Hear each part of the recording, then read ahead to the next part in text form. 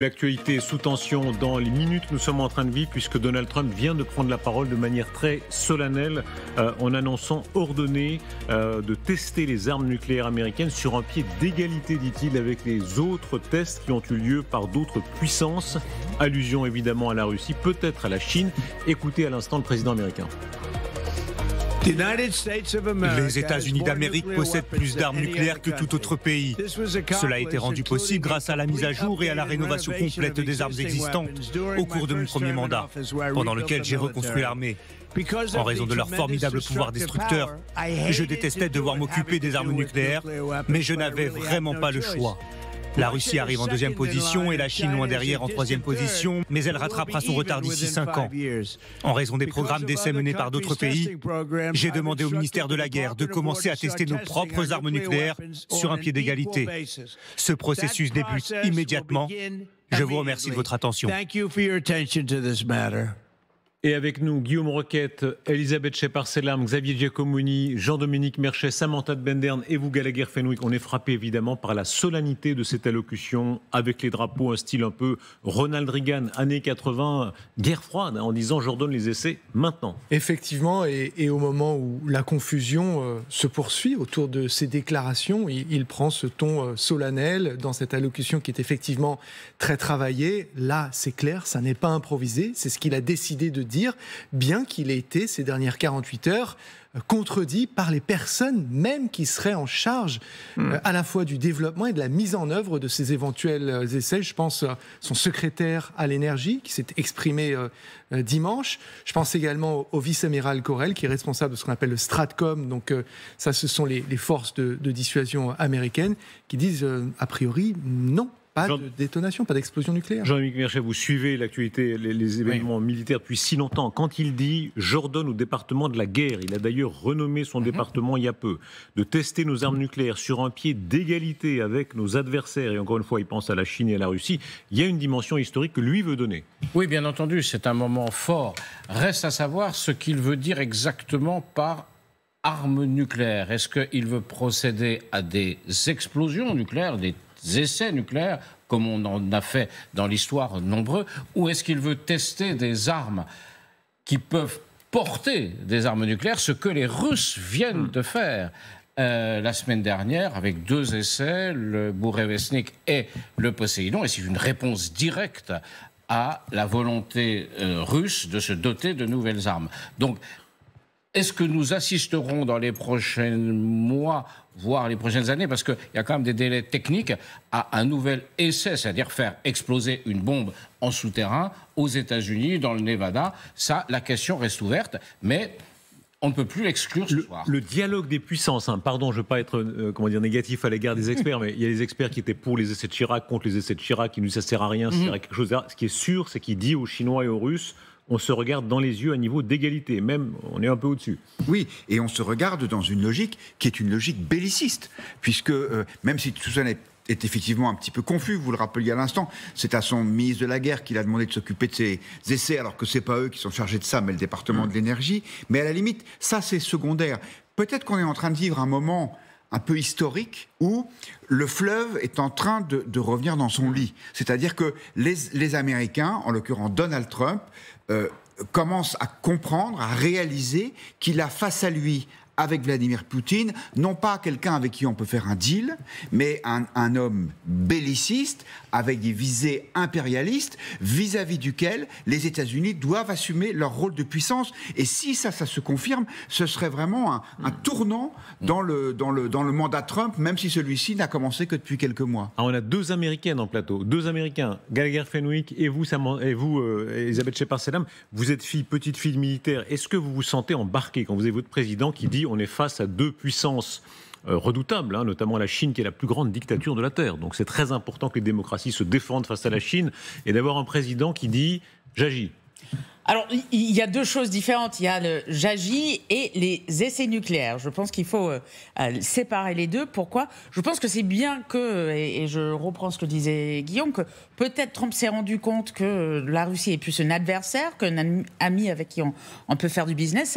Pour moi, c'est une bonne chose. Et je pense qu'il faut défendre les États-Unis, comme il faut défendre l'Europe au contraire, je ne suis pas sûre que c'est les essais nucléaires qui sont la solution à ce problème. C'est ce que je dirais. D'autant que ce sera bénéfique pour la Chine si les États-Unis procèdent à des explosions nucléaires. Il y a eu, je crois, à peu près 2000 essais nucléaires qui ont été conduits en totalité. Les Américains en sont pour à peu près la moitié. Les Chinois n'en ont fait que 45. Donc il n'y a pas d'autres pays au monde qui possèdent plus de data sur le fonctionnement de ces armes. Or, les Chinois, vous imaginez bien que si les Américains ouvrent cette boîte de Pandore, les Russes vont s'y remettre, les Chinois, et Dieu sait qui d'autre, peut-être les Indiens, les Pakistanais. Et regardez tout de suite Poutine, parce qu'évidemment c'est un dialogue nucléaire. Tout à l'heure, Roger Paul Droit faisait l'éloge du dialogue dans un sens Grèce antique. Là, c'est un dialogue différent, un peu plus musclé, auquel on assiste, avec les Russes et les Américains qui sont en train de se répondre en des termes très durs, très solennels et, comme vous le disiez, très bellicistes. Regardez, Poutine a réuni son conseil de sécurité, c'est toujours le même, celui qui l'entourait pour l'ordre d'invasion de l'Ukraine.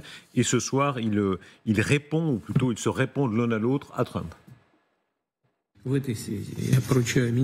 Je demande au ministère des Affaires étrangères, au ministère de la Défense de la Fédération de Russie, aux services spéciaux et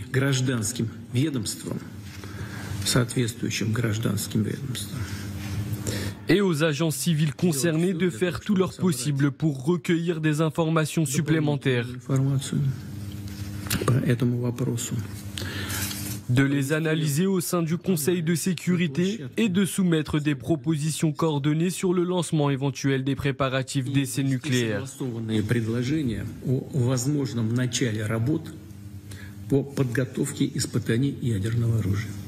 Samantha Bendern, c'est la guerre froide.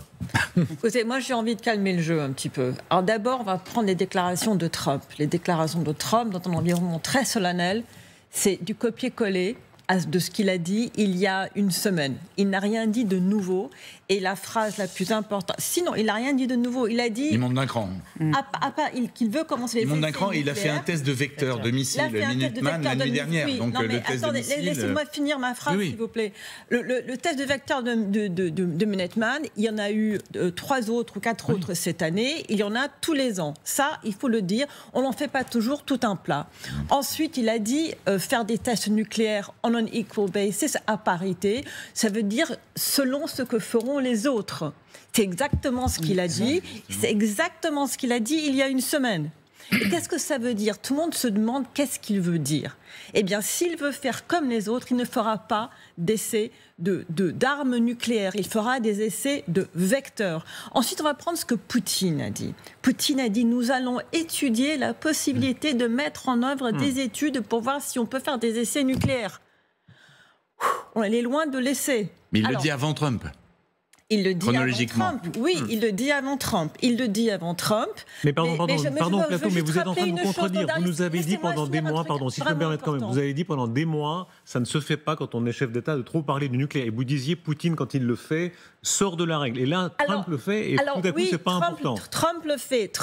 La grande nouvelle, c'est ce que Trump a dit il y a une semaine, même si personne ne comprend vraiment ce qu'il a voulu dire. Quant à Poutine, je veux juste rappeler qu'il est sorti en 2023, il a annoncé que la Russie sortait du traité d'interdiction des tests nucléaires. Mais il a dit, nous reprendrons des essais nucléaires si les États-Unis en reprennent. Donc là, en fait, on est en face de 2 hommes qui se disent, si tu le fais, je le fais, et si je le fais, tu le fais. Alors là, on a 2 interprétations. Samantha Bendern qui dit, au fond, ça n'a pas d'importance. En réalité, je n'ai pas dit que ça n'a pas de conséquences. J'ai dit qu'il faut juste faire baisser un petit peu On se rappelle d'autres époques où, quand c'était Kennedy et Khrouchtchev, on disait au contraire que c'était très important. Les mêmes mots, évidemment, on a franchement l'impression d'être revenu dans un très mauvais film de la guerre froide, une espèce de guerre froide 2.0. Et moi, je trouve qu'il y a une différence entre ce qu'il a dit dans l'avion et ce qu'il dit ce soir. D'abord, il le dit après Vladimir Poutine. C'est très important de bien comprendre la chronologie. Maintenant, en fait, on attend la réponse de Vladimir Poutine qui viendra à un moment donné, sans doute pas ce soir, mais elle viendra forcément. Et il dit en raison des programmes de tests d'autres pays. Mais il l'a dit il y a une semaine aussi. Non, mais là, il est vraiment affirmatif. J'ai demandé de commencer à tester. Donc là, on est vraiment sur la forme présent. Il dit qu'il a demandé à tester. Pourquoi? Parce qu'il part du principe que la Russie et la Chine ne sont pas sincères dans leurs déclarations et mènent des tests sans le dire. Des tests qui sont au-dessus de la masse sous-critique, c'est-à-dire avec un certain volume d'explosifs nucléaires. Alors, on ne connaît pas exactement ces tests, je ne sais pas quelles informations il a. En tout cas, lui part du principe que Chine et Russie mènent des tests sans le dire au monde entier. Et il l'avait déjà dit, il parlait de tests secrets. Le CIA l'a dit. Mais là, il va plus loin, je trouve. La CIA, pardon, quoi? La CIA l'a dit cette semaine et l'a dit notamment a dit quoi exactement ce que Xavier vient de dire, de tests, des tests du sous-critique. C'est ce qu'on appelle les Chinois sont soupçonnés d'en faire, c'est-à-dire ce qu'on appelle les tests froids. C'est-à-dire qu'il n'y a pas d'explosion nucléaire, mais il y a quand même de la matière nucléaire. Et ça fait une petite explosion, il n'y a pas de réaction en chaîne. Non. Attendez, donc c'est très important, parce qu'on nous a dit, en fait, il n'y a pas du tout de test, etc. Vous nous dites encore autre chose maintenant. Vous dites qu'il y a quand même des tests avec de la vraie matière. Ça n'est pas en tout cas, Trump le pense. D'accord. C'est ça qui est important. Juste pour clarifier, parce que, pardon. Vous dites la CIA dit qu'il y a bien des tests, possiblement, c'est ça? Et je précise parce qu'ils ont communiqué ça au comité de Sénat sur les renseignements, donc qui republie et qui en parle. Donc Trump ne le sort pas non plus de son imagination. On peut penser ce qu'on veut aujourd'hui des services de renseignement américains, mais en tout cas, c'est de là où ça vient. Et soyez, encore plus précis, vraiment qu'on comprenne bien. Ouais. C'est quel type de test dont on soupçonne les Chinois et les Russes? Alors, ce sont des tests, vous voyez, quand vous faites exploser une bombe nucléaire, vous déclenchez une réaction de fission nucléaire qui ensuite devient une fusion nucléaire avec la bombe H. Mais vous pouvez faire des tests qu'on appelle des tests froids où vous faites exploser une petite quantité dans une configuration telle que ça ne vous vérifiez que ça explose bien, mais que ça ne déclenche pas la réaction en chaîne. Donc ça, c'est très très difficile à détecter parce que c'est une toute petite explosion. Donc si vous la faites à quelques centaines de mètres au fond d'un puits, vous aurez un effet sismique extrêmement faible. Les sismographes ne voient rien. Donc, je fais appel à Guillaume Roquette, qui est comme moi un profane dans la matière, je crois. On est entre profanes. Nous aussi, on est en dessous du copains. Guillaume Roquette, on est copains. Moi, je trouve très intéressant. On a typiquement les discussions d'experts. Première version, il y a quelques jours, il nous disait Trump dit n'importe quoi. Il n'y a pas d'essai, etc. Et là, on commence à comprendre qu'il y a quand même... Non, on n'a pas la preuve de ça. Oui, j'ai bien compris, c'est un soupçon. J'ai compris, c'est un soupçon, mais il y a un soupçon de quelque chose quand même. Pour rester un peu dans la technique, il s'est quand même passé la semaine dernière quelque chose de très important. C'est cet essai de ce missile russe qui s'appelle le Bourevestnik. Non, mais restons un instant sur les essais. Non, parce qu'il est nucléaire, et parce qu'il a une propulsion nucléaire, c'est-à-dire qu'il se trimballe avec un réacteur nucléaire à bord. Et donc, ils l'ont fait voler pendant 10 heures. Ça veut dire qu'il peut faire 15 000 kilomètres. Mais s'il tombe quelque part, même s'il n'a pas une charge nucléaire, il a des matières nucléaires à bord. Donc, on est en dessous du seuil. Vous voyez, c'est ça le truc. C'est presque une bombe nucléaire à lui tout seul, en fait. Un missile à propulsion nucléaire qui pourrait...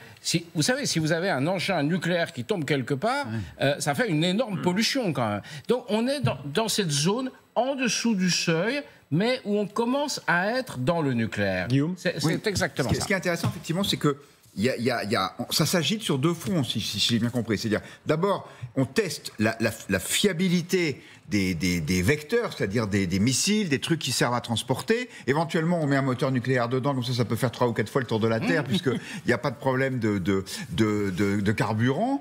Et puis, il y a, et ça...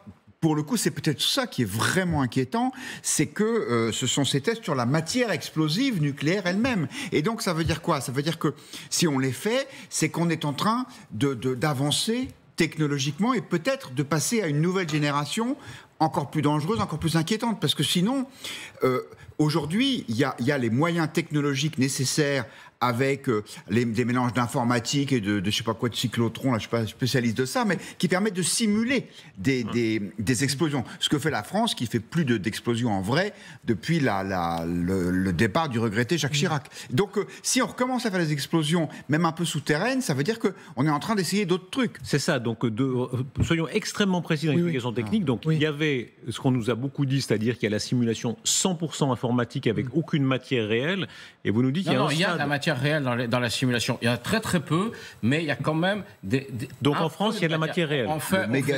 On fait ça dans la Côte d'Or, au nord de Dijon. Il y a des essais avec un tout petit peu de matière, mais qui évidemment ne déclenchent pas des réactions en chaîne. Le patron de la CIA, Ratcliffe, le 3 novembre dernier, écrit sur son compte Twitter, tout le monde peut le consulter, Donald Trump a raison. Et qu'est-ce qu'il fait? Il cite 2 articles de presse. Le premier, je l'ai sous les yeux, qui dit, et c'est le patron du renseignement militaire, le général Ashley, en mai 2019, les États-Unis estiment que la Russie n'adhère probablement pas au moratoire sur les tests nucléaires. Et ensuite, un article du Wall Street Journal du 15 avril 2020, intitulé « Tests probables en matière de nucléaire de la part de la Chine inquiète les États-Unis ». Pékin serait secrètement en train de mener des micro-tests nucléaires sur son site de Lop-Nour. Donc, dans les 2 cas, on a du conditionnel, c'est hypothétique, ce sont des articles de presse sur lesquels le patron de la CIA s'appuie pour dire Donald Trump a raison. Donc moi, je pense que je suis d'accord avec tout ce qui a été dit, mais c'est Donald Trump, et lui, qu'est-ce qu'il veut? Il veut une image, c'est un champignon nucléaire au-dessus du Nevada. Qui est-ce qui est en train d'appeler là le secrétaire à l'énergie qui serait chargé de mettre cela en place? Mais c'est les habitants du Nevada. Pour nous, c'est hypothétique et c'est loin. Mais vous avez imaginé les gens sur place, qui habitent sur place, qui se disent attendez, excusez-moi, ça fait 3 décennies qu'on n'a pas fait ça. Vous êtes en train de nous dire que vous allez refaire, que ce soit sous terre ou sur terre. Il faudrait qu'on soit au courant parce que ça a un impact quand même. Et la grande différence entre les Chinois, les Russes, les Américains, c'est que les Américains peuvent faire des simulations d'explosion nucléaire par informatique. Les Russes ne peuvent pas le faire. Et d'ailleurs, le problème des Russes, c'est qu'en tant que Russie indépendante, elle n'a jamais fait de test nucléaire. Le dernier test sur l'espace qui est aujourd'hui la Russie, c'est pendant l'époque soviétique en 90. Les Chinois, si je ne me trompe pas, c'est en 96 qu'ils ont fait leur dernier test. Mais ils n'ont pas cette capacité de faire des simulations comme les Américains, donc on peut comprendre qu'ils soient tentés d'en faire, ce que je n'excuse pas du tout.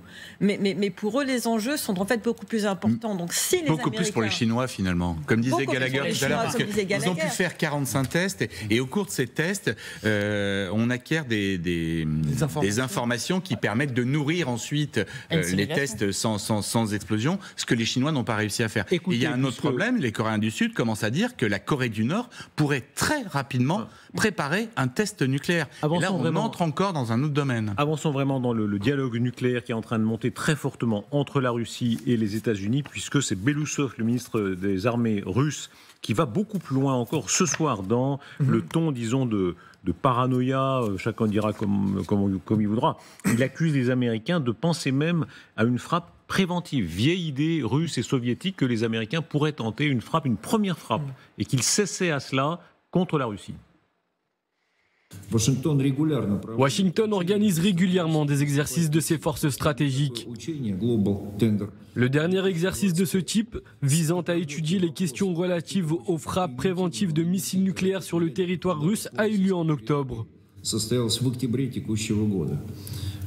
Il s'agit d'un ensemble unique de mesures et de plans éventuels américains visant à effectuer des essais nucléaires, ce qui augmente considérablement le niveau de danger militaire pour la Russie. Les mots qu'emploie le ministre russe de la Défense sont extrêmement marquants. Il dit les Américains mènent des exercices de ce type visant à étudier des questions relatives aux frappes préventives de missiles nucléaires sur le territoire russe. En très clair, il accuse, c'est une accusation très grave, les Américains de penser à une première frappe contre la Russie. Et ça, c'est une grande tradition russe et soviétique, Jean-Dominique. L'ambiance est vraiment pas bonne quand on entend ça. On se dit, on a connu des périodes de détente plus agréables. Oui, il y a vraiment une montée du discours, clairement, des deux côtés. Mais là, le discours russe, quand les Russes font des essais, comme ils en ont fait la semaine dernière, ils en font régulièrement, c'est aussi pour viser les États-Unis. C'est pas pour tirer... Mais préventif, j'insiste, quand on accuse l'autre de viser, tout le monde vise l'autre. Ça, évidemment, mais le fait de le dire, c'est le fait de le dire aussi explicitement, publiquement, dans une réunion du comité de sécurité, devant le président. Mais pardon, j'insiste, préventif, ce que ça veut dire, que soyons explicites sans provocation.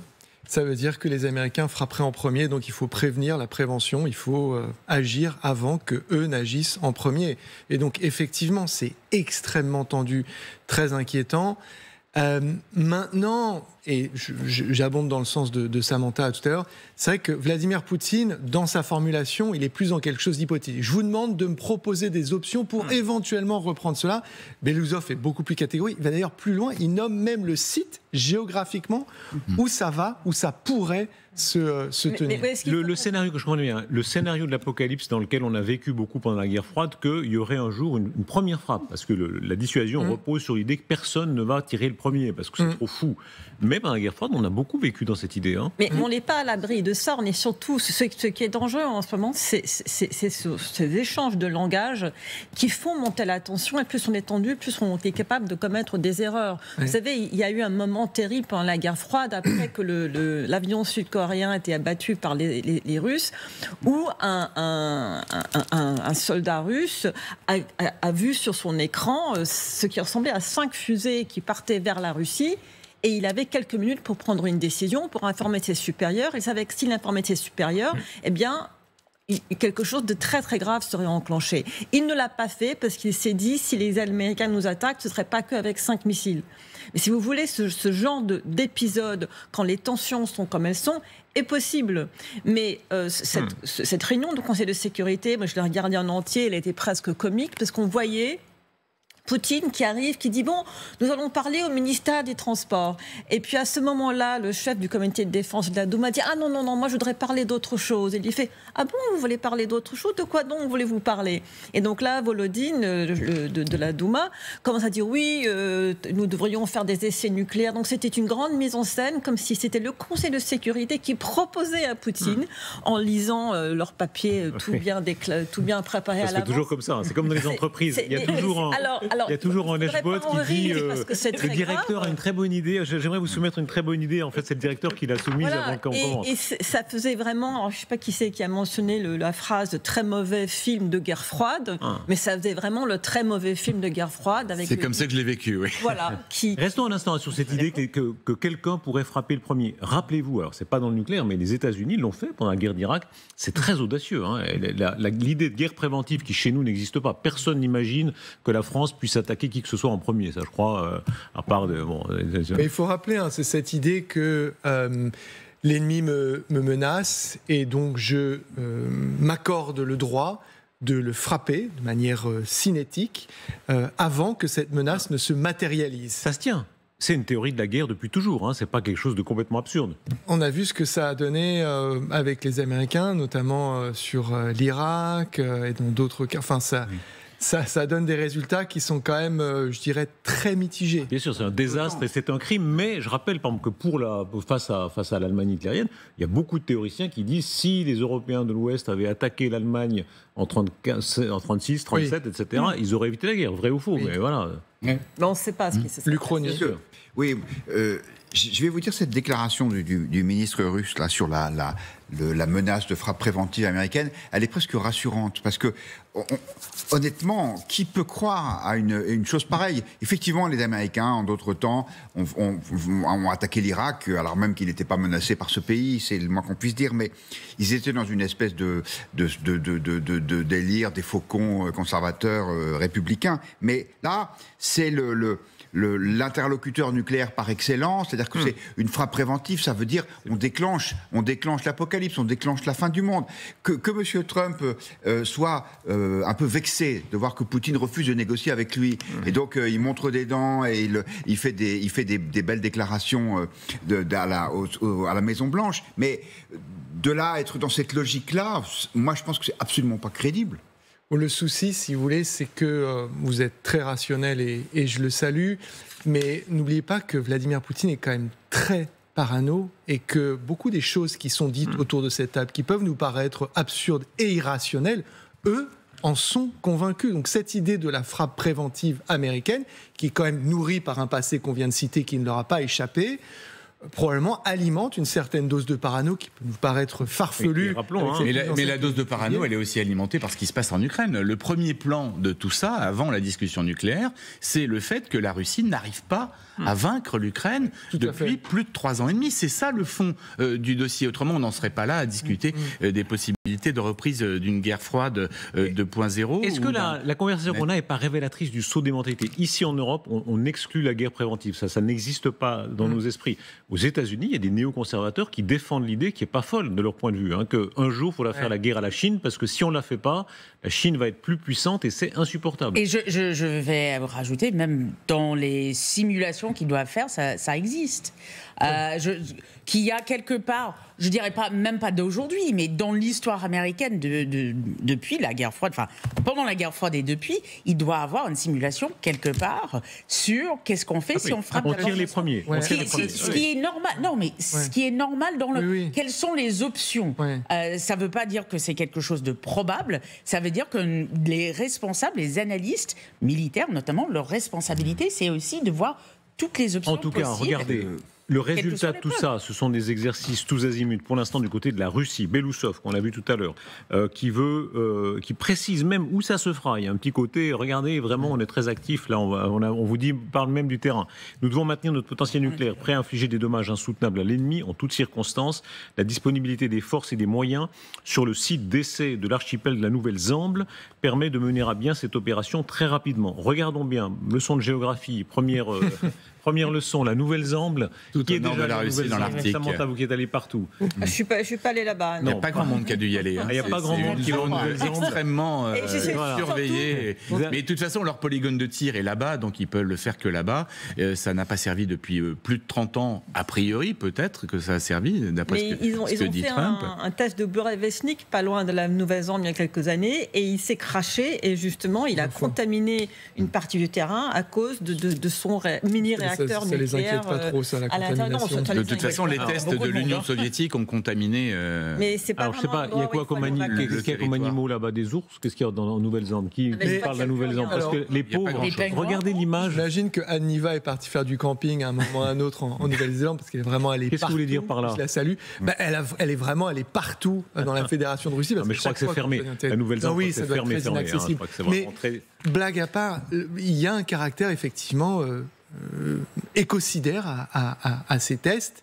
Et là, on a deux personnages qui, alors, de ce point de vue-là, ne vont franchement pas s'embarrasser de ce genre de questions. L'avantage, c'est que c'est pas le Nevada. Il n'y a pas d'habitants pour faire des pétitions et pour. Je sais pas quoi, les renards du Nevada ou alors là, les ours de la Nouvelle-Zambie. Je pense que. Et regardez l'image historique, puisque c'est là effectivement que les Russes, les Soviétiques, la Russie soviétique avait essayé la Tsar Bomba. C'est cette image qui est effrayante. Dites un mot de ça, vous qui avez l'œil historique militaire. La Tsar Bomba, c'est la plus grande bombe nucléaire qui ait jamais été testée dans l'atmosphère, c'est-à-dire lancée depuis un avion.